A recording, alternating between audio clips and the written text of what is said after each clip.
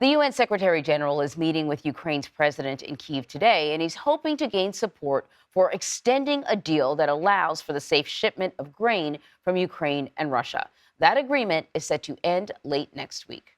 So CBS News senior foreign correspondent Holly Williams is following this story from London and joins us now. Hey, Holly. So the thing about this agreement is it's scheduled to only go for 4 months, and then it has to be kind of renewed every 4 months. And I presume that that's what these conversations are about. What will the leaders be talking about? Yeah, you're exactly right. So Antonio Guterres, the UN Secretary General, is making this visit to Ukraine, trying to shore up that grain deal that was reached last year involving both Ukraine and Russia.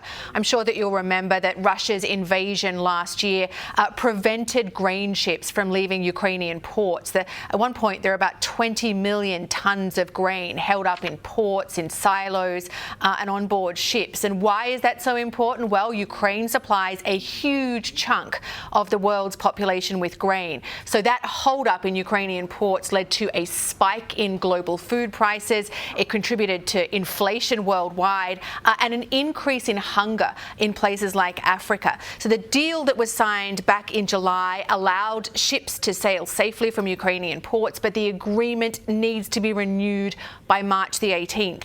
The problem is that the deal also provides for the export of Russian food and fertilizers, and Moscow is claiming that that's still being disrupted by US and European sanctions, even though, according to other reports, Russian grain exports are actually booming.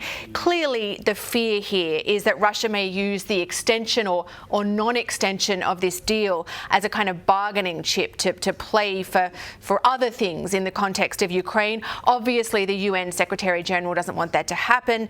He doesn't want grain exports to again be disrupted and put some of the world's poorest people at risk of increased hunger once again. Kind of interesting issue that's come up lately has to do with the attack on the Nord Stream pipeline. People will remember this happened sort of maybe shortly after the war began, I think. So the New York Times has reported that U.S. intelligence indicates that a pro-Ukrainian group may have been behind this attack on this natural gas pipeline, which would not have been an easy thing to pull off. What more can you tell us?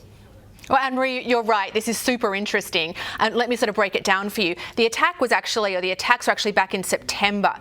Explosions destroyed section of the Nord Stream pipelines. Those are pipelines built to deliver Russian gas to Germany and then on to other parts of Europe. Since then, there's been a lot of speculation about who was behind the attacks, but there have been no really clear answers.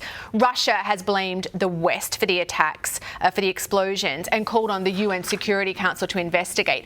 But now we have this New York Times report citing unnamed US officials who've apparently reviewed intelligence that points the finger at a pro-Ukrainian group carrying out this act of sabotage. Now, what might be the motive for the attacks? Well, there were concerns raised over many years, including by the US and by Ukraine, about Europe's energy dependence on Russia, especially Germany's. And that issue took on kind of added urgency after Russia's invasion of Ukraine, because some in the West feared that it would prevent Germany and other European countries from taking a strong position against the Russian invasion.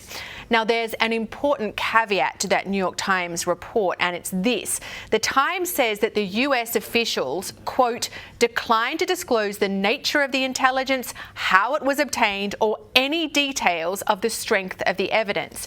Now, Ukraine, for its part, continues to deny that it played any part in the sabotage. Following the New York Times report, Russia still says there needs to be an investigation. And then today, the German defense minister has voiced caution about the New York Times report and other media reports. And in fact, the Germans are actually carrying out their own investigation into the attacks on the Nord Stream pipeline. So this is extremely intriguing, as you say, yes. But at this point, it's still impossible to say anything definitive. Yes. Holly Williams, thank you very much. Thank you.